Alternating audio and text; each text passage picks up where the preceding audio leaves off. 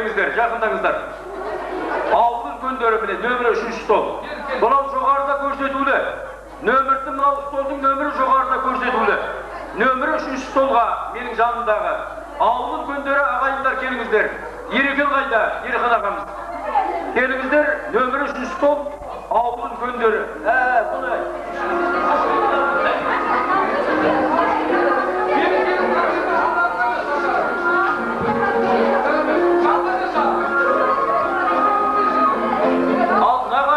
Келіңіздер, Нағаш Жұрағат.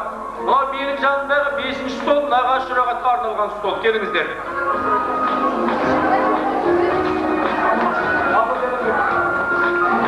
Нағаш Жұрағат біле. Апа жезділер бар. Жәкеңнің құрдастары.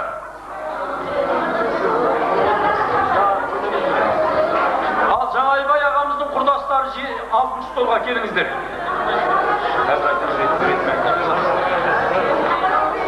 Жаңайбай ағамыздың құрдастары және сұлужақтары 6-8 столға.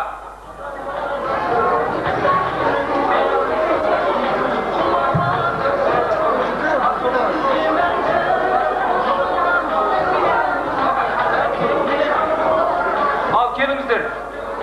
Жәкеңнің құрдастары және сұлужақтары 6-8 столға. Кіре беріңіздер. Отыра беріңіздер. Олжабай ағамыз бастаған Жәкеңнің жұмыстастары келіңіздер. 10-12 столға.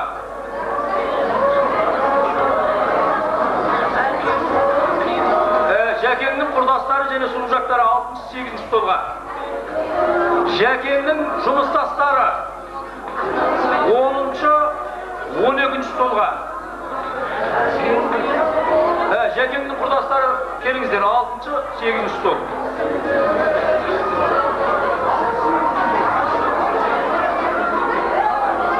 Бірінші 13 столға.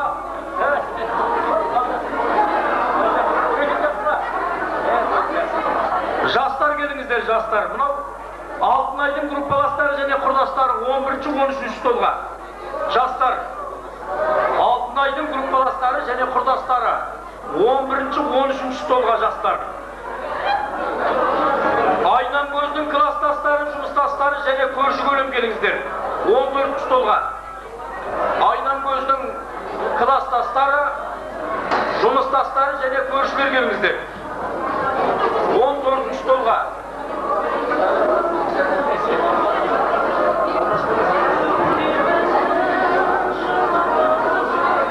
Бөле жиендер келіңіздер. Бөле жиендер 15 столға.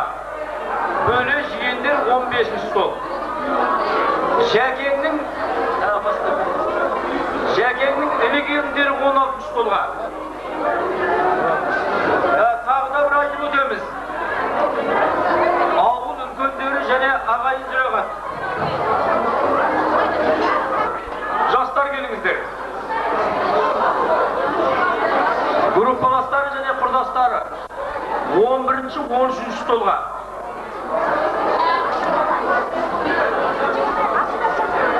Құрметтейтін ағасын, көрсетіп жүрген шамасын, қоймастан жүрген денесін, ауылдың алған дағасын, серіп саған арқаның тізгіні қолға аласың.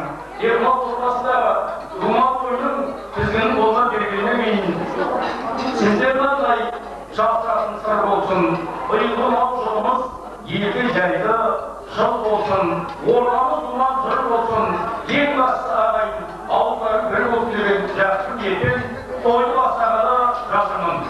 Тойды бағыты баршаңызға белгілі ағайын. Мінеки ауылымызға бұйымзада келіп жатқан бір құдалар бар. Сондықтан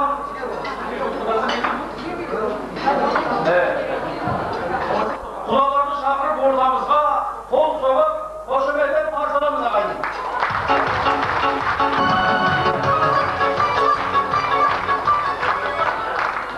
Ал ағайын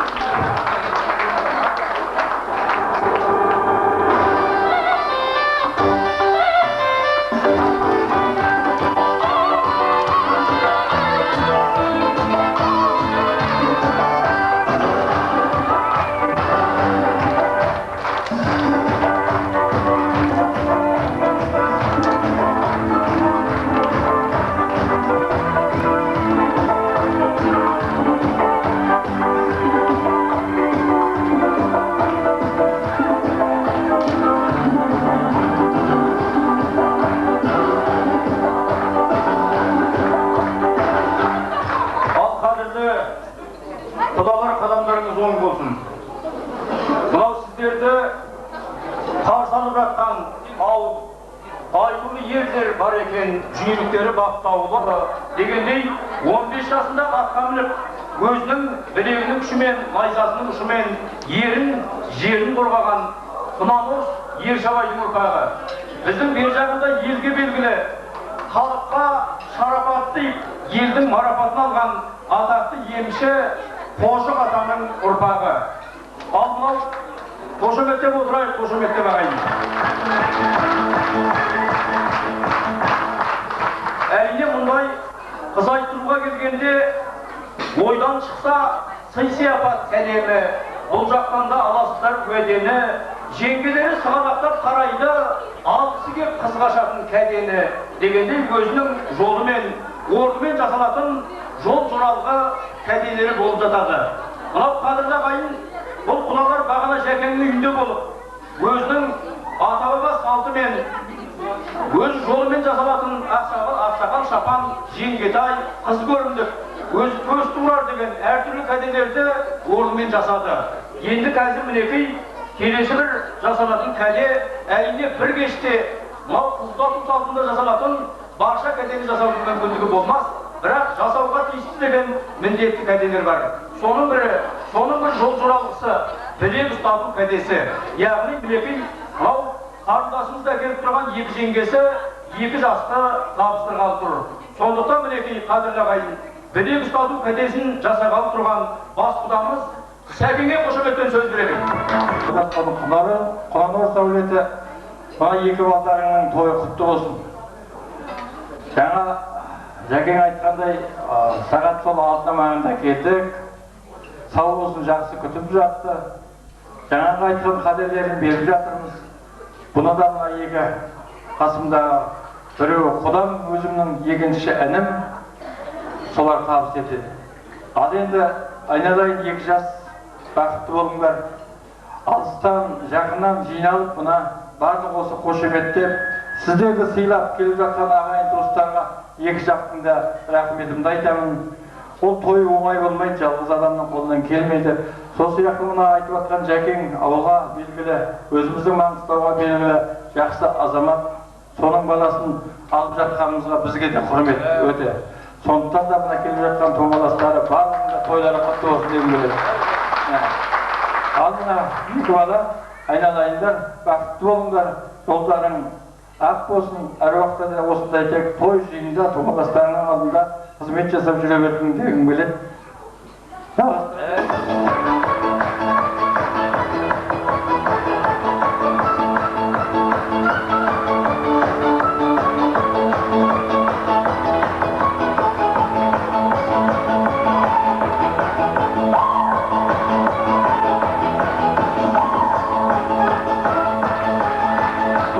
Құдалар қадамдарың сәтті болсын деген жақсы тілекпен құдаларды сөйлеп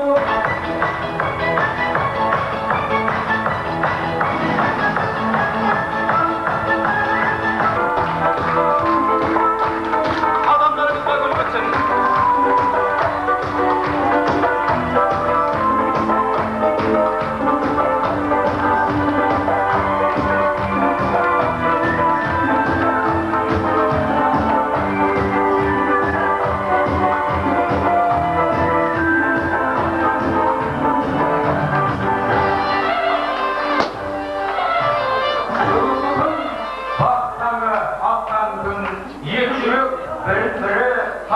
Дос құшағы Құнанорыстар ауылының құшақ жая қарсы алуда сіздерді, қай кезде де ойын жерден шығалар, атал айтқан көз астарын доғалар, ата жолмен ортамызға келіп жатқан қадамдарың құтты болсын құдалар. Жас жұбайлар жаңа қадам бастады, нұрлы болсын, ашық болсын аспаны. Қош келдіңіз, қадірменді қонақтар, қош келдіңіз 87-нің жастары. Үлкеннің алтын орап сөз сөйлемес, халқының сақтай білген ізгі салтын дегендей, мынау алтынай қарындасымыз өзінің өмірлік сыңарын тауып, ата-баба салты мен ағайын туған қалпымен алда қаласақ осы қарындасымызды ақ жолға салғалы жатырмыз. Ағайынның ақ тілегін, үлкеннің батасын алғалы жатырмыз. Бәріңіз де бүгінгі тойға жақсы бір ниетпен, тілекпен келдіңіздер. Сондықтан мынау жастарға баталы сөздеріңізді, ағайынға ақ тілектеріңізді айтып, алдарыңыздағы тағамнан жақсылап алып, шәймен менен шарапқа қанып, әсемеңге салып баршамызды көңіл толтыруға шақырамыз. Мен сөзді беретін баламыз бүгін өз бақытын тақты деп, екі арман көкке қанат тақты деп, алағайын екі жасқа бақ тілеп, беріңдер бата айтыңыздар ақ тілеп деп сіздерді құшақ жая қарсы алып жатқан осы ауылдағы жол бастап жүрген үлкендерімізді, ауыл үлкендерін, мынау біздің ерекет бастаған ағайындарды қошеметпен ортаға шақырады, қарсы алайық.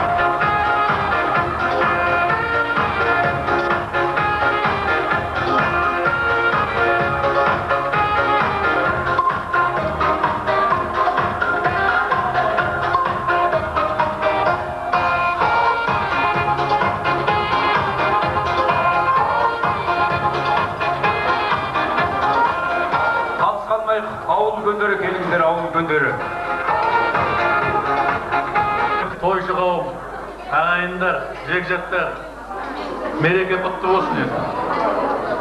Жаңа мына асаба ініміз Жәкең сұлулап осы бүгінгі жинақтың жайын айтып, және осы Жаңайбай мен Мұнайдан көздің баласын жөнелту жөнінде бірқатар жақсы лебізді өзі білдірді.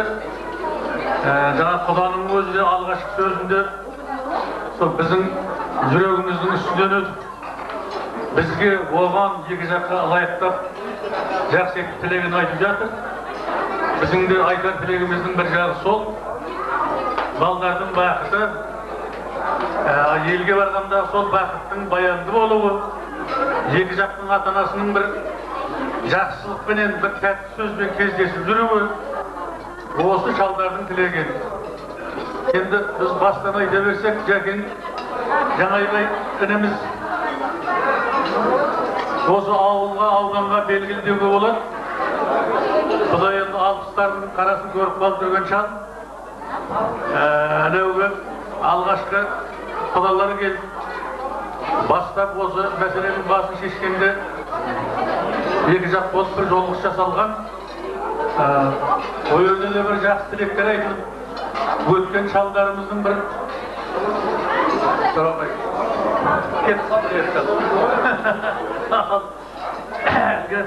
аға тұрып, әне сөйлегеннен бездеген бар еді, шалдар да келіп қалған екен. Жаңайбайдың әкесі ағамыз Жәкең дейтін шал болған. Жаспен жасқа шалмен шалша сөйлесетін сондай бір тілі жайсаң, ортақ тілі бар, кез келген адаммен тіл табыса алатын, әкіммен әкімше, шаруамен шаруаша сөйлесіп, кез келген мұқтаж кісінің шаруасын шешіп кете беретін жақсы азамат еді. Бір эпизод болсын, Байжанақ Шырақбай деген бір құрдасы бар екен. Екеуі қырдың үстінде отыр үйі. Ана шалдың водовоздың машинасын омдайтын десе білмейді. Соны Жәкең айтты, ай сен бір қатар адамсың ғой, мынаны мен істей алмай тұрып қайтемін. Сол Жәкең сұрақ, қалай тұрады, анау қалай тұрады. Соның бәрін әкеліп салып, машинасын қыздырып беруі. Ақылменен. Ал содан туған мына Жаңайбайды солай елестетуге болады. Бізде соңғы 50 жылдан бері ағайын ішінде бірге келе жатырмыз. Елге үлкенде де кішісінде де сондай сыпайы азамат. Ол енді бәріңе белгілі. Былай бір нақтау сөз айтуға шығып тұрғаным жоқ. Бірақ бір алдынбас алғашқы сөз болғасын айтып жатқанымыз. Баламызға тілейтін тілек енді көп. Соның бір қысқаша баламыздың бастарына бақ болсын, абыройдан орнатылған тақ болсын. Қабыл болып тойшы қауымдардың батасы. Бір Құдай да осы екі балаға жақ болсын. Деп те бір тілек қосып жіберейік. Енді мына ағамыз келіп тұр екен, ұзақ созсақ ұяттылар. Мына Құланорыс ауылының умаласты ағайындар, мына той құтты болсын. Енді Жаңайбайдың енді келінмен екеуінің балдары ер жетіп, бой жетіп, мінеки азамат болып, оқу бітіріп, енді өзінің негізгі баратын шаңырағын құруға аттанып жатыр екен, жолы болсын, той қылассын, балдар бақытты болсын. Biz de kеш kalıp gelip atırmız. Onu geçirirsinler. Ne kulak söylüyor ne? Rahmet, baldarın yer jetibine birinci kızıkta basınlar oğlu uzağınan olsun. Ulanların kutlu olsun. Balдар vakit dağılırdı. Жақсы, сыйлы адамдары болсын баласы. Негізі бақытты болсын. Алтын қылайын алайын. Еркелігің мына төрде қалсын да, тентектерің есікте қалсын. Барған жерде бақытты бол. Судай сырып тастай бат. Қосағына қоса бат. Осы елдің барлығы тілегі періште әумейдесін. Сол үшін. Жаңайбайдың хабары естілгеннен бері осы жаққа елеңдеуіміз, осы мінекей баламызға жол болсын айтайық деп келе жатырған жайымыз бар. Мынау қосылған қосағыңмен қосағар айналайын. Адыңнан ақ күн тұрсын, бағың ашылсын дейміз. Тек қана бір-біріңе деген махаббаттарың берік болсын, бір-біріңе деген сенімдерің серік болсын өздеріңе. Аман болыңдар. Мына аттап атқан қадамдарыңыз мәңгілік өздеріңе қуаныш сыйлайтын қадам болсын дегім келеді. Бір кішкентай оңай кітапша жазып. Мына біз ағайындар бар, келіндер бар, бәрі ақылдасып. Соны жерде отырған құдаға біреуін өзім апарып берейін. Сосын мына жерде ауылдың шағы үлкен біз екен көп. Қалғанын жаңа жалғастыратын ғой. Жалғасқайын. Атадан бота қалмасын, бата қалсын. Ботаның арты бір-ақ жұт, батаның арты мәңгі құт түгіндей. Қайыры жоқ жақыннан, жаны жомарт жат артық. Ғайыптан тапқан алтыннан ақсақат берген батартып дегендей. Бұл кісілердің беріп жатқан батасы бір жағынан жастарға айтып жатқан ақыл. Ай түнде керек, ақыл күнде керек. Тыңдайтын құлақ болмаса ол ақыл кімге керек. Сондықтан қызымыз мінезді, ұлымыз өнерлі болсын дегендей. Жастарымыз кейінгі зерделді, зейінді, өнерге бейімді болғай деген жақсы тілекте тұрмыз.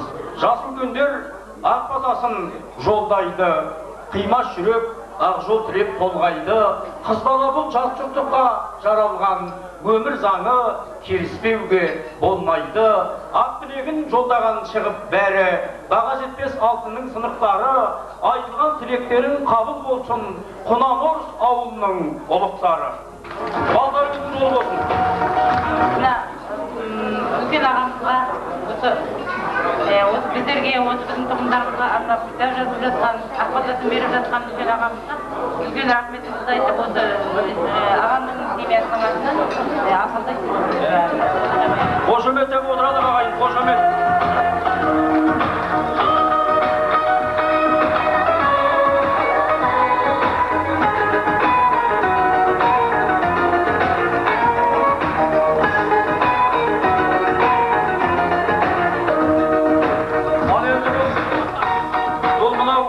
Ерекең ағамыз тек қана Құнанорыс ауылының азаматы емес, бүкіл төбекке белгілі азамат. Айырдан туған жамбоз бар, нар емес десең нанғысыз.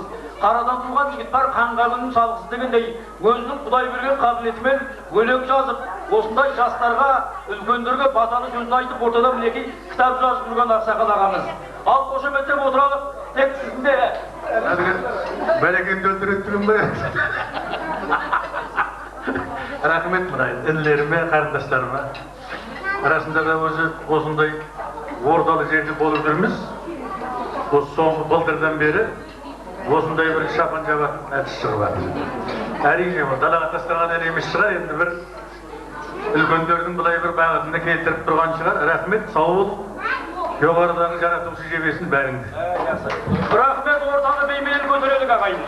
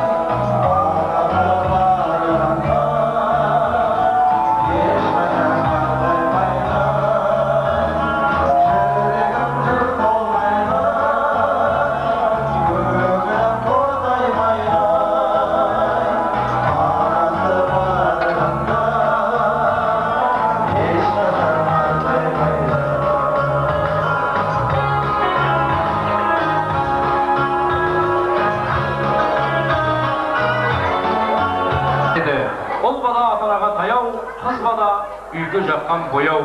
Жақсы болса әйелің үйіңдегі ырысың, жақсы болса ұл балаң қайрап қойған қалашаң, жақсы болса қыз балаң жайлы қоныс танасаң, жақсы болса келінің басып қойған көршілегіндей. Мынау қосылып жатқан екі жастың алдағымен тілекші қаумалаған қауым, алыс жолдың азағы артар нардан туады, отбасының жанжалы қанып ішпеген шайдан туады, сөз сөзден туады, сөйлемесең қайдан туады дегендей, мынау кешкі басқосудағы ақжарма тілек баталы сөзді ретімен жалғаймыз. Әрине жиренді жігітпенер қырындатып, қызы үшін қандырар бұрын жатып, есті жігіт күлдіргі сөз айтады, сұлуларды сүйсіндіп, жымыңдатып дегендей, қанға берсіз қара бар, қырышқа берсіз ара бар, кейғараның сөздері қан сөзіне бара-бар дегендей мәнді, дән тілегімізді айтып, сүйегіммен қазақ төрдәуіз өлең білет дегендей, тілегіміздің артын өлеңмен жалғап, бүгінгі мынау кешкі тойымыздың думанын көтеріп отыруға баршаңызды шақырамыз. Мен мынау сөздің ретін ағашының жақсысы ағашынан, азаматтың жақсысы нағаштан. Ағайға алтындай бағасы бар, деп отырған жиеннің бағашылар, ортаны думан қылар шамасы бар қаумалап келіп жатқан нағашылар. Мен барша мынау біздің алтынайымыздың өз нағашыларын және кәрі нағашыларын, барша нағашыларын ортада шариғат деген құдамыз отырған, құдалардың атынан келіп отырған бұл жалғыз құда, бұл енді ертең әлі мына жаңа құдаларды шақырғанда қоспай қой, мына нағашы сұрағатпен бірге жұмыл тұрап жатыр, той үйлері. Келіңіз, нағашылар жағы шүкір бармыз, өзіміздің жеріміз ғой енді. Ал енді бұл жерде бар ғой, Жәкеңнің нағашылары бар, Айнамкөздің нағашылары бар, Алтынайдың нағашылары бар. Сондықтан да бәріміз бірде сөйлеу уақыттана бермейік, осы ішінен үлкен мына нағашыларымыз бірінші, ең бірінші Жәкеңнің нағашылары сөйлесін. Жалпы талаптары оң болсын деймін. Бала-шаға аман болсын, денсаулығы мықты болсын. Енді мына Сәней менен Айнамкөз жас уақытында біздің тірі әке-шешеміздің қолында өскен бала.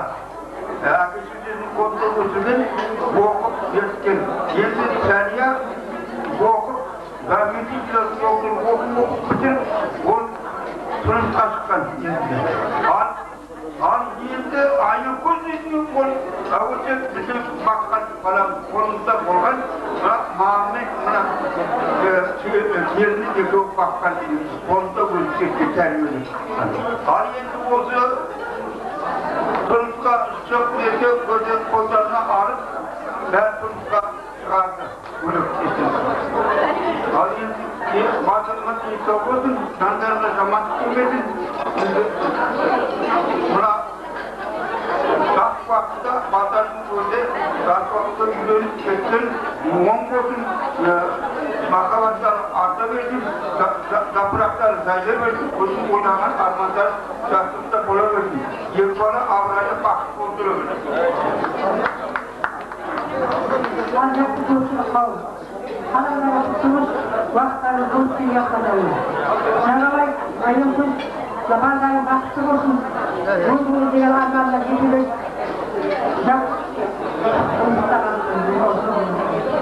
Барлығы бақытты болсын, қолдай қаласын. Барлығы жерде баян болсын. Басқыны денсаулық кеңдерін айтқан сөздерді қосқан. Айналайын, Айнамкөз, жаңабай үйі бала. Мынау бүгін сіздің ауылыңызда болып жатқан үлкен той құтты болсын. Балаларымыз Алтынайдың жолы болсын. Алдынан ақ күн тусын. Өзінің мынау қас тапқан жақсы жан жарымен болашақ. Жақсы өмір сүріп, мәңгілік өмірі мәңгі қызыққа толы болсын. Мынау құдаларымыздың салып отқан әдемі ақ жолы мәңгілік болсын. Құдалар мың жылдық, күйеу 100 жылдық деген халықтың қағидасы дәл осы орындалсын. Балаларымыздың бағы мәңгілік болсын, Тастай батыр қызымыз осы елге судай сынсын, бақытты болсын. Шаңырақтары биік, керегелері кең, терезелері кең, достары көп болсын. Баршаңызға да той тілейміз, нағашылар атынан.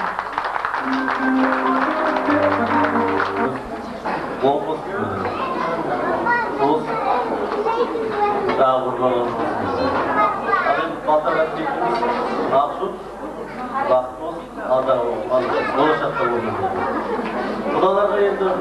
тең шаруасын оңан оралуға шыдамдылық, ауыртпалыққа оңынан қарап, ертеңіне шыдамдылық жетсін деп деген.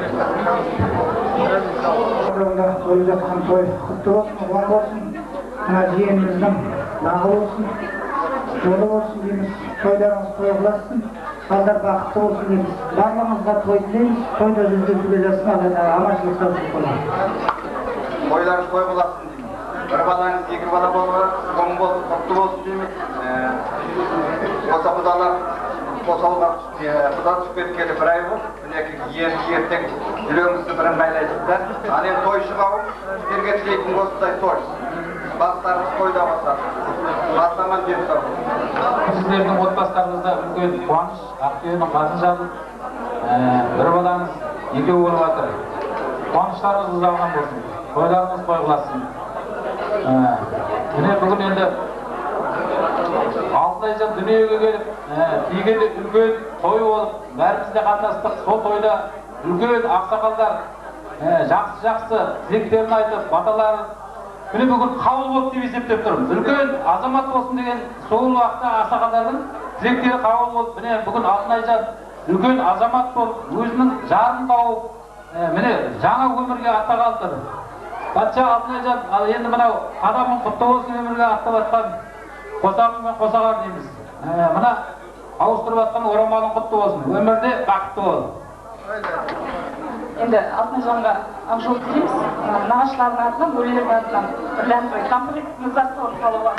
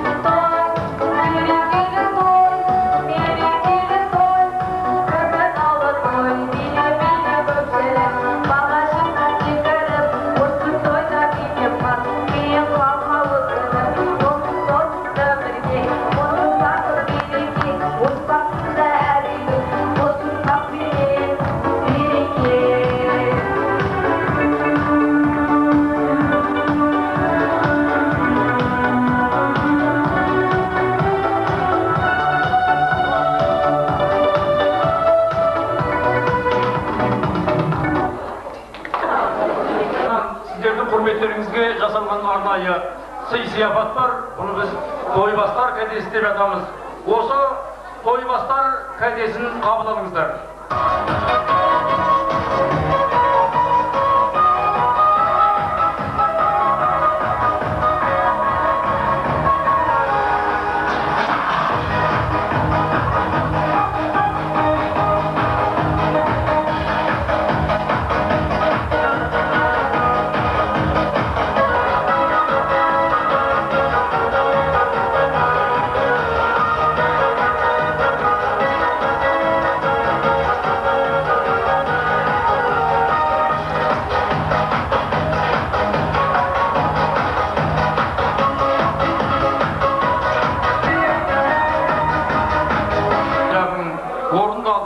ойыңдағы арманың, бір көтерің отбасының салмағын, ашық болсын әлгі бәйтерегінен шығып тұрған торғай өзіне пана болған, өзіне ық болған бәйтерегіне былай деп тілегін айтты.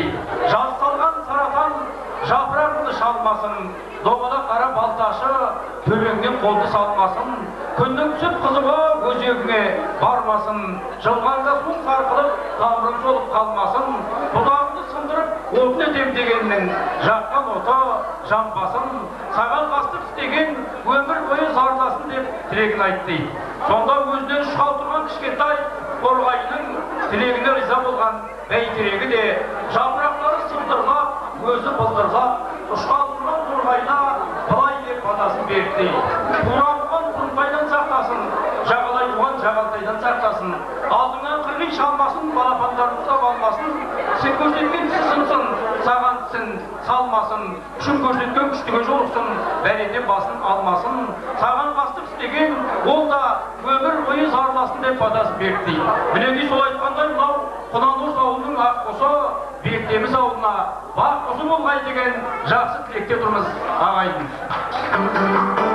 Дем береді бұл тірлікте тазулық ең керегі деп қабылап ортаға келіп жатқан Алтынайдың апа мен жезделері. Апа жезделерді ортаға шақыралып қошеметпен Аз жақсы құрметті қонақтар, мына бүгін Жаңабай мен Айным келініміз. Құрметті қонақтар, мына балалардың құрметіне жинаған екен, алыстан жақыннан дос-жаран, достарын, туған-тумадастарын.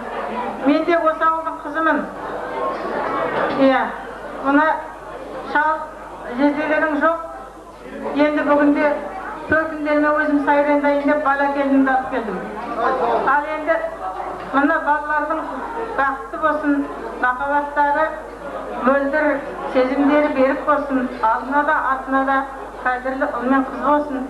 Енемнің аты екенен балаларым бақытты болсын, айналайын. Мына жорысқанды жолы, қыдыраты жолдасы үлкен бабаларындай солар желеп жебесін. Жаңа қожық атамыз, мен де солардың тұқымым ғой, көп кісілер білмей тұрмын.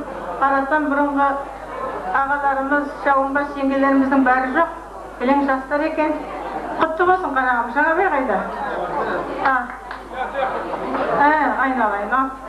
Басқа енді айтайын, тілегім, қыздың тілегі қабыл болады дейді. Қараңғыда қарындасың дауысы зор, тілегім Алла қабыл болатын шығар, балалар бақытты болсын. Балаларым енді менің жеңдерімді біреу алып келіп едім, бала кезімде жеңдеріме шығарып енді. Қазақ. Құдайдың жолы болсын. Бақытты болсын, дені сау болсын. Бұрын енді мына күйеу бала қайратты, бұрын баламыз дейтін едік, енді күйеу бала қылайын деп жатырмыз, енді ауылымызға алып кетейін деп. Атын айтсаңнан енді мен де біздің ауылға келіп келін атанайын деп жатсың, құтты қадам болсын, денің сау болсын, барлық жерде де аман жүр. Тек осындай дастархандарың, осындай жолдастарыңа, ағайын тумаға, барлығына жайыла берсін, тек дастархандарыңнан той бітпесін. Сол үшін анып қойыңыздар. Жақсы құрметті тойшы қауым, қонақтар, біріншіден қош келдіңіздер. Бүгін мына менің аға жеңгеммен жасап жатқан ұлы тойына бірінші тойы және сендердің де алғашқы тойларыңыз құтты болсын. Алғашқы көріп жатқан қуаныштарың енді балдарың жолға салып жатсаңдар да оң болсын бәрі де. Алтынай, қайда жүрсең де бағың жансын.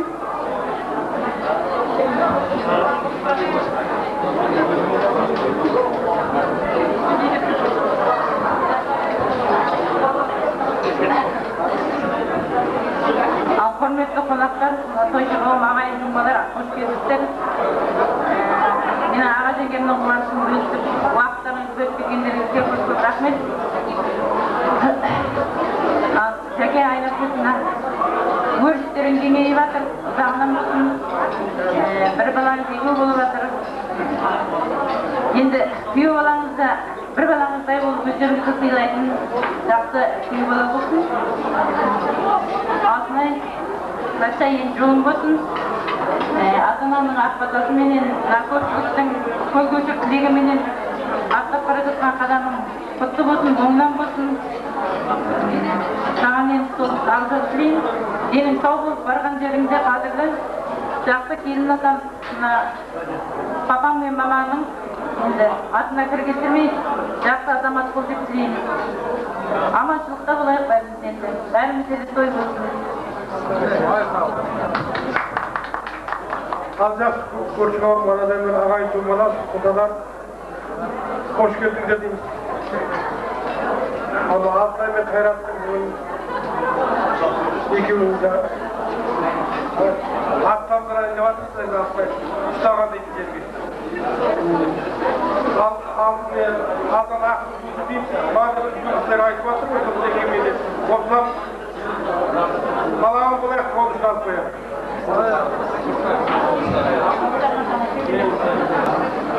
Toyda sağım, hoş geldiniz. Ana jengişi, nasıl toylarınız kutlu olsun, ballarınız barışık olsun. Atmayın, barıncansın. Takıtlı olun. Kеңсілі қосылы ма? Набатша, Алтай, Дорбос, Қайраттың қолыстан сүре бер. Баса бермей. Денсаулықтарыңыз. Ешқандай жаман тұрмын, денсаулықтарыңызды бәрі бар. Қалған денсаулық. Алтынай Қайрат, қадамдарым құтты болсын. Ертең осылай тойда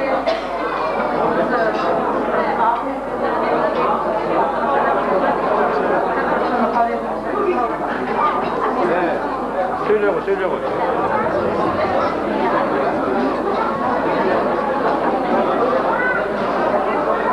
Ağa jengişe, toylarınız olsun, қуаныштарыңыз сағынан болсын. Бүгінгі бастыратын Алтынайдың жолы болсын, ақ жол тілеймін. Алтынайға біздің тілегіміз. Кім қуанбас ағайында болса той, ұл-қыз табар өз сыңарын болса ғой, жарқын жүзді қызымызға ақ тілек, маңдайына бар жұлдызы қонса ғой, ұшқан ұяң қай күнде де аяулы, қыз көңілі қимай оны қаяулы, болса дағы болашағың арманың орындалсын қызыққа бас бұяулы.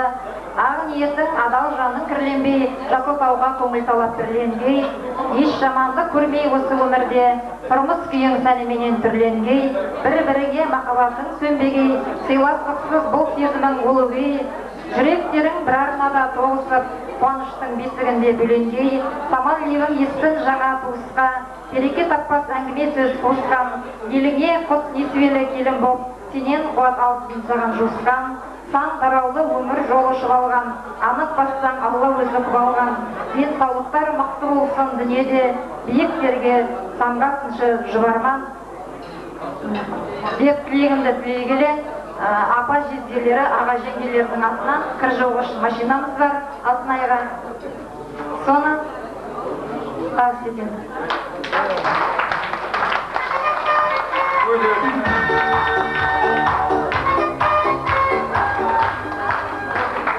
Бүгінде мына сіңлімізге сымыластарының атынан қолына тағатын алтын браслетін білесіңіз. Өте жақсы, шайдың дәміз забаркісінен, тойдың сәні падаркісімен. Дегендей мынау сый сияпатын тапсырған тұрған құмаластарды қошеметтен қарсы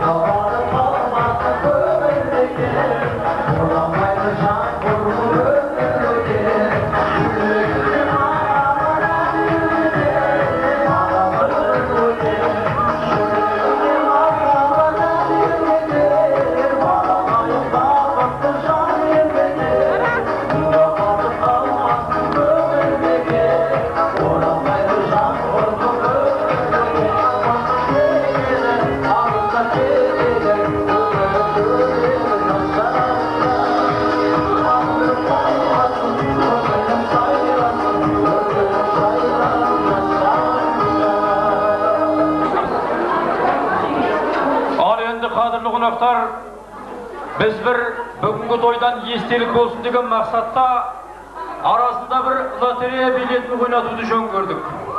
Алдарыңыздағы тәрелкенің астында лотерея билеттері жатыр. Қапы қалмайық.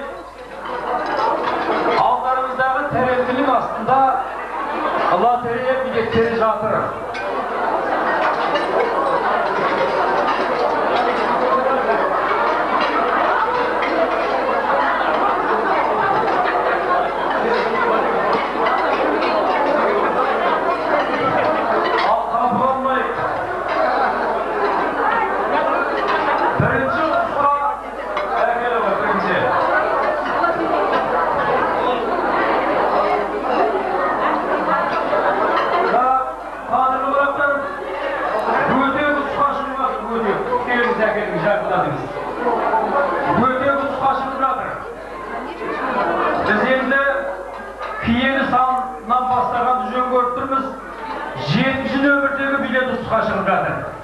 Жетінші нөмірдегі билеттің иесі болса, ортаға бар екен, зекеге шықты, өте жақсы. Қошемет, қошемет. Ауылдың ақсақалы. Ауылдың ақсақалы. Бұл жақсырым болды.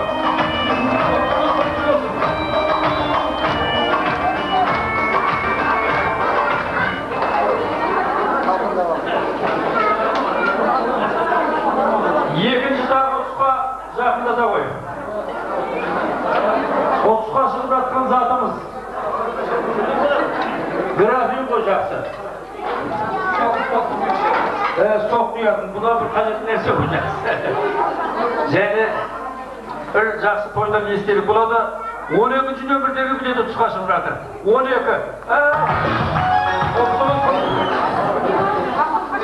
Пақортқа шыққанда қажет нәрсе дейді ғой. 18-ші билет ұтысқа шығып жатыр, қадірлі ағайын, 18. 18-ші билеттің иесі табылып жатыр. Өте жақсы.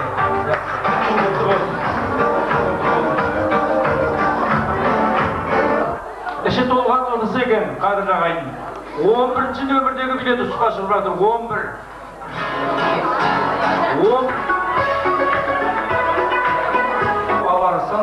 Өскен жерің өнегелі жанұя, барған жерде бақыт отын жағарсың деп, жақсы бір ниетпен жан-жақтан қаумалап келген ағайын. Мынау ойлап қарағанда жұлдызын жымыңдатып түнгі аспанның, есіңдеме баяғы сырласқан күн, осындай думандаған бас қосу да тілегі жараспай ма құрдастарым дейді. Ортамызда мінекей ата-анасының алыстан жақыннан қаумалап келіп отырған бір топ құрдастары, бүгінгі тойымыздың құрметті қонақтары. Мен бір құрдастарда сөз бергенде ата-ананың бір айтатыным бар. Осы жақында, осыдан 2 ай бұрын мынау Қызан ауылының төрағасы Жұмсанбек ағамыздың шешесі 100 жасқа шығып, әлгі 100-ге шыққан шешемізді қошеметтеп ауданның әкімі Алдық мырза қалғанымыз бақ қоштап, сол әкім бастап, әлгі бір тойын думанын көтергеніміз бар. Әлгі тойға барсақ, мен 100-ге шыққан адамды бірінші рет көріп еді ол жөке. Әлгі 100-ге шыққан шешеміз ортада келіндерімен секіріп билеп жүр. Құдайдың бергені. Содан тойдың керемет сәні осылай ортасына келгенде қарасақ, әлгі 100-ге шыққан шешеміз еңкілдеп жылап отыр. Содан ой үйлері ыңғайсызданып келген қонақтардан, ау шеше, сізді кім өкілетті? Сізді біреу ренжітті ме деп әлгі жақындаса, әлгі шешеміз, жоқ қарақтарым, сендердің бірде-біреуге де өкпем жоқ. Бірақ менің бүгінгі 100-ге шыққан мерей тойыма бірде-бір құрдасымның қатыспағаннан налып отырмын деп жаңа киім-кілтек келді. Сен мейлі 20-ға кел, 30-ға, 20-ге, 100-ге кел, бірге жүрген құрдастың орны қай уақытта да бөлек екен. Сондықтан мінекей баршаңыздың қошеметтеріңізбен, Жәкең мен Айнаркөздің құрдастарын ортаға шақырадым. Қошемет. Ай, Жәкеңнің сұлу жақтарында қалыс қалдырмайық.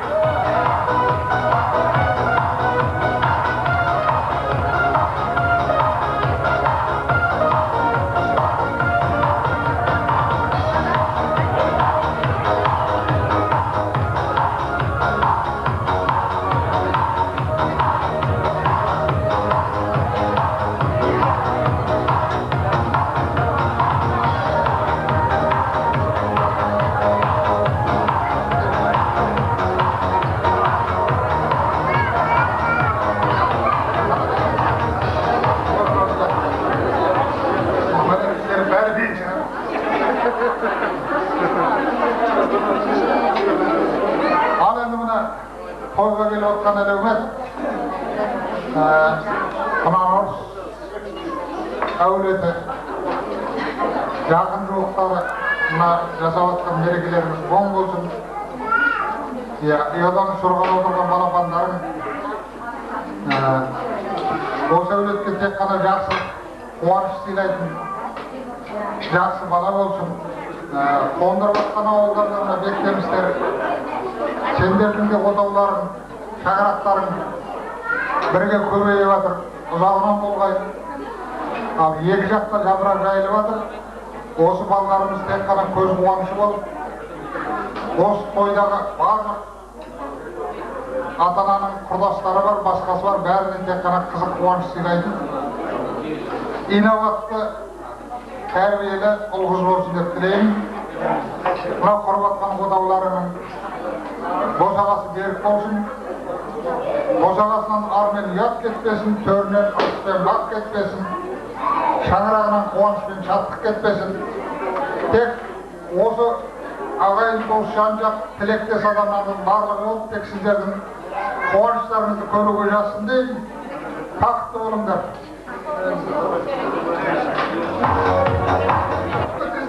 Мына тойларың оң болсын, мына қызымыздың жолы болсын, барған жерде баянды болсын. Құдалар қош келдіңіз, қадамдарың құтты болсын. Мына баламыз екі жаққа да абыройлы болсын, селі болсын, сол балдар екеуі бақытты болсын, ата-ана қайда кетеді. Той қыласың, тек той деп білейік. Сұлуғжақтың астынан алғандай базарымыз ба соны берем. Сен жас екенсің, ұмытпай айттың, мен өзім алып кете жаздап жаңесімен жауадым. Арайсы мына қарындасым, тек базарда қызық көре бер, мына алғандай. Мыналардікі доллар екен, біздікі қазақ пайыз. Менің шалым дегенде, менің шалымның құлақтастары.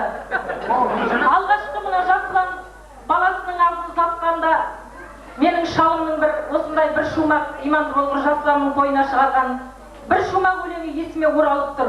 Осыдан бірнеше жыл бұрын алғашқылары ата ене бола бастағанда, еш алаңсыз бұлаңдаған балаша, қол бұлғаптау міне бүгін қарасақ, өмір бізді ерте сөйтіп тастапты, саусақ бүгіп өткен жолды санасақ, ұлыр жетіп, қыз бой жетіп қалыпты, ұстаныпты, әдет құрып салыпты депті. Мінекей әдет құрып салыппенен, өзінің ата жолыменен ұзатылғалы жатқан алтынай қызым айтарым, кісілігің ақша демес жарқыным, керек емес күмісің мен алтыным, қосылған соң жұбай болып жарасып, татулықта ынтымақта барқының. Алтынай жанын сыйсыз етпе атыңды, көптік көрмек кім айтса да ақылды, бұл жалғанда күйеуің мен екеуің, сыйлап өтің туыс пенен жақынды деп, ән шашуым бар, соны қабыл алыңыздар.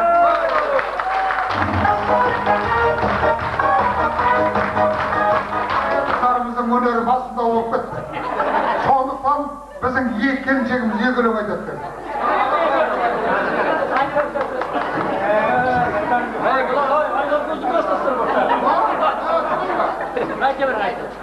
Ал жақсы, тойға келген көпшілік, тойларыңыз той боласын. Жәке, айнам көз, көзіңіздің ағы мен қарасында екі балапаныңыздың біреуін есінен ұшырғалы тұрсыңыз, тілектеріңіз қабыл болсын, жолы ақ болсын. Тастай батып барған әліне судай сіңсін. Екі жақты да танып атырғасын қуанып атыңыз. Базарыңыздың бақытты болсын. Ол құдалар сіздердің де келіндеріңіз құтты болсын. Барлық айнам көз, саған барлық жақсылықты, базарыңыз барлық қуаныштың тілейміз.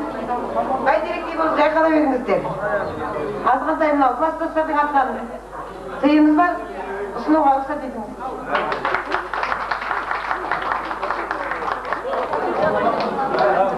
Барыңызда билейміз, ән жалғасады. Қызым арнап боз орамал деген әнді айтып бергіңіз. Орамалым, жас дәурен жалындай желбіреген сәулем, арайлы таңдар менің, аңсаған арман менің, өзіңе саған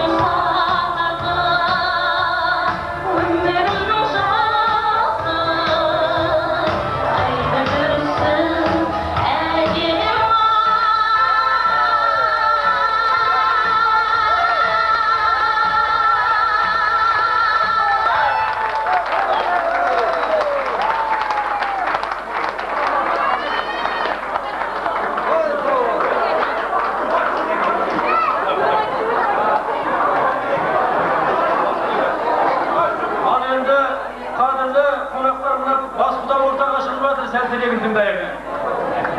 Ажасымда айтқан екеуі де құрдасымыз еді.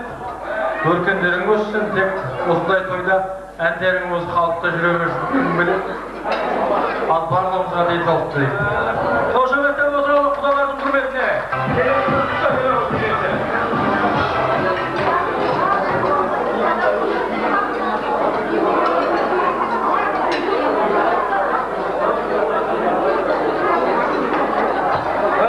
Мынау келесі бір жақсы бір тағда ұлтымыздың сөз бар ма?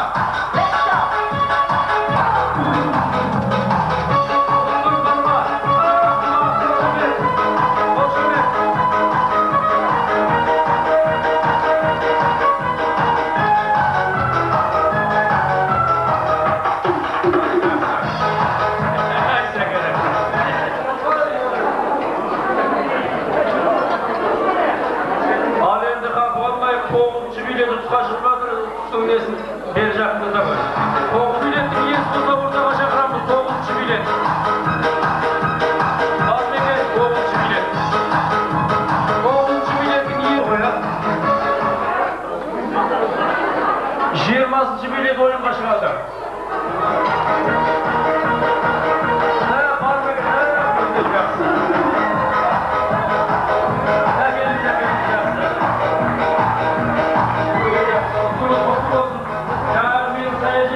Bir жақсы тақпағымыз болса айтып көріп тұрайық. Қошеметтен отырмыз.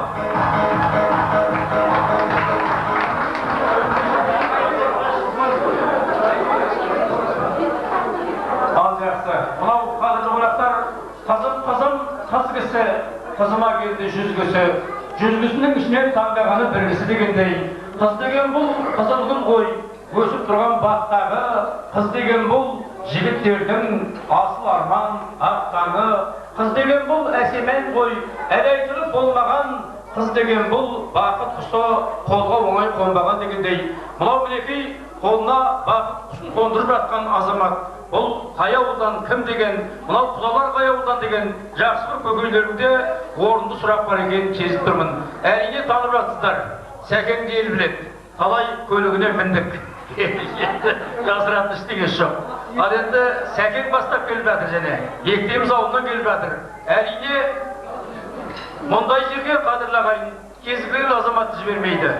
Бұндай жерге өз ауылының белгілі беделді азаматын дабайдап айқайлап беретін әупірім емес. Сөзі де сызылып зорға шығар, бірақ тілінің жорғасы бар. Астында мініп келген болғасы бар. Қолында толып келген дорбасы бар азаматтарды жіберетін белгілі.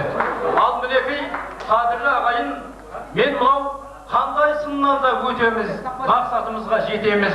Құнанор сауын ағайын ризағылып кетеміз деп сеніммен ортаға келіп жатқан, мынау жаңа келіп жатқан құдаларды ортаға шақыралық. Қошемет.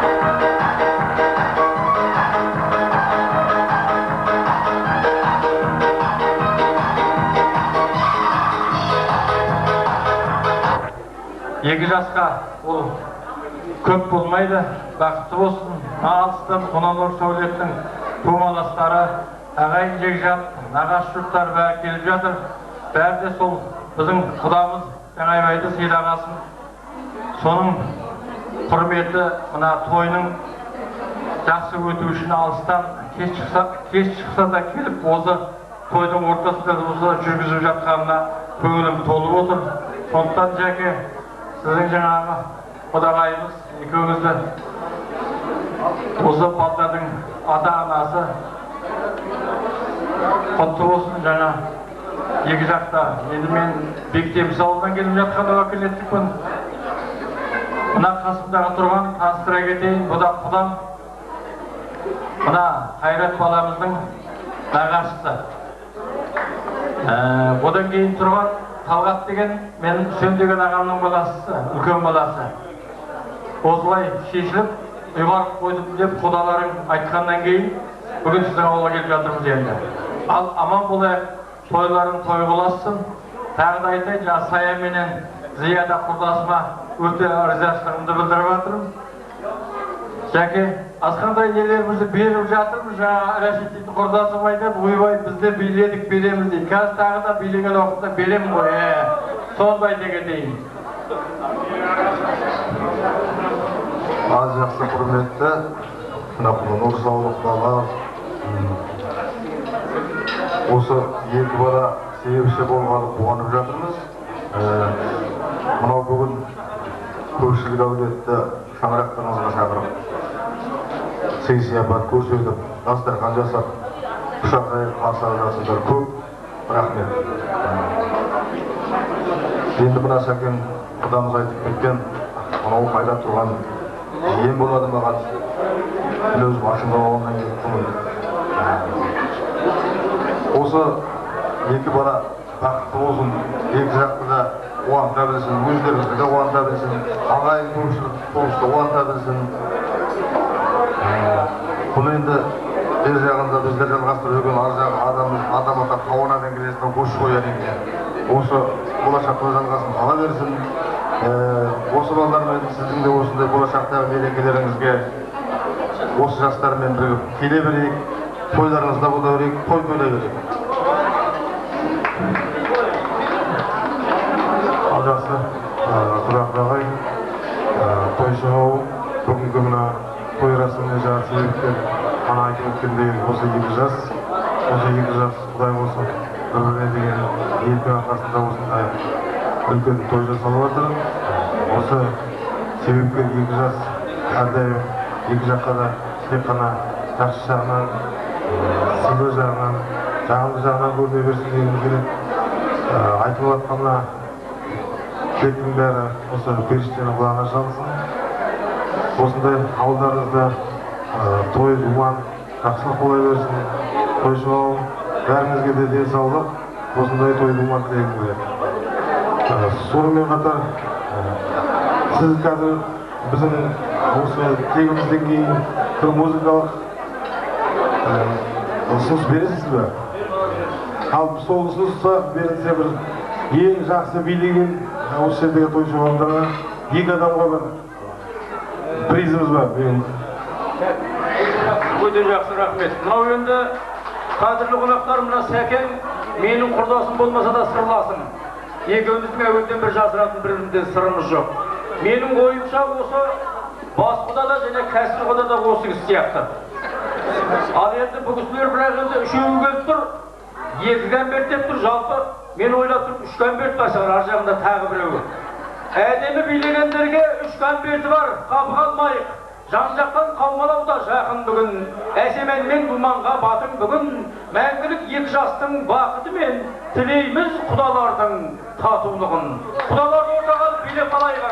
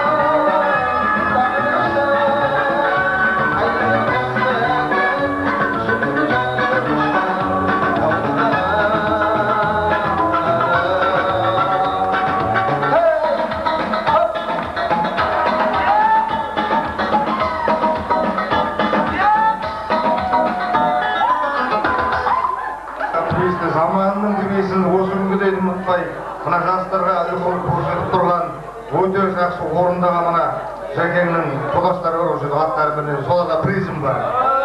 Осы үметтеп отырамыз.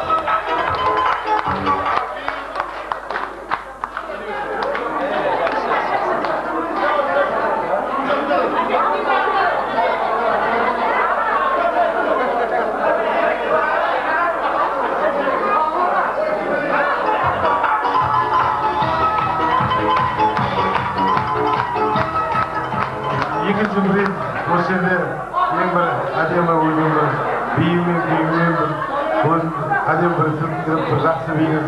Сізге атыңызды білмеймін ба?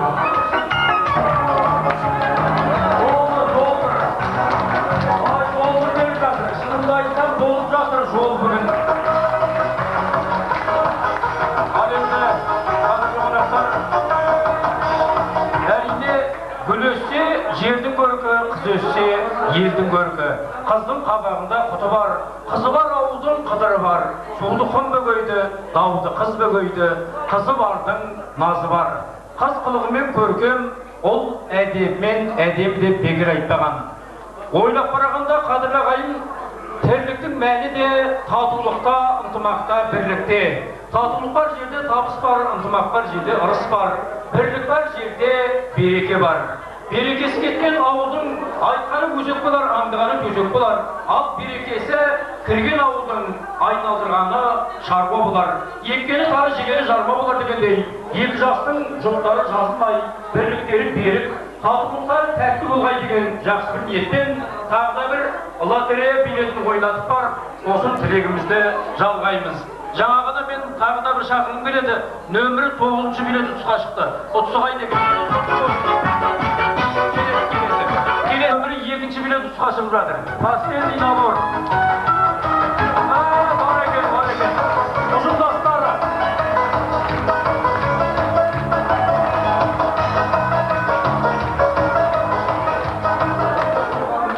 Келесі бір ұтысты жақында да беріңіз. Ортаға шақырalım. 21-ші билет.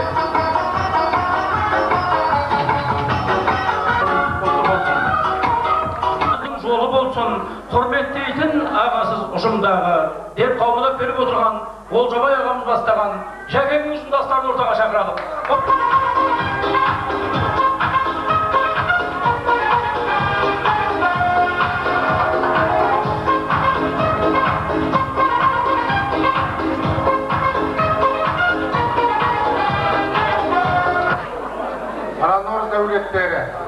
Жағайбай келін. Тойларың құтты болсын. Анау енді ата-ананың тілегі, арманы сол балдардың жақсы өсіп, қатарынан қалмай, ұядан ұяға, ұясын ұлын ұяға, қызын ұяға жеткен қазақтың бір өте жақсы мәдені бар. Соның менеге ұшпыға бүгін көздеріне келіп, мұна кең сарайдың ішінде жолдастарыңызбенен, құда жекжаттарыңызбен, ағайындарыңызбенен, балдардың жолдастарыменен астана ертең алып бір бақытты келе аласыздар. Құлағынан болсын. Балдарыңыз бақытты болсын.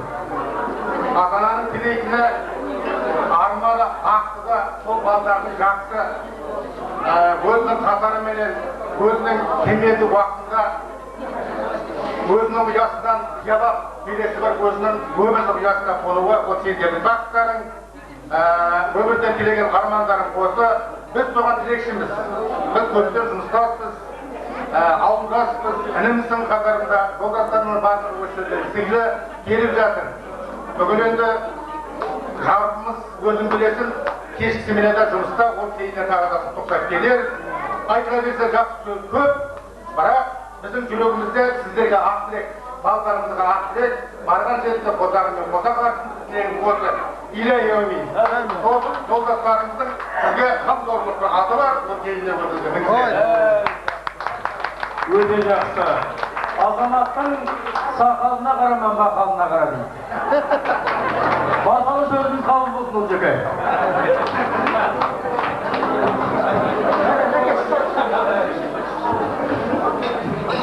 Құрметті тойшы қауым, бүгінгі тойларымыз құтты болсын дегім келеді.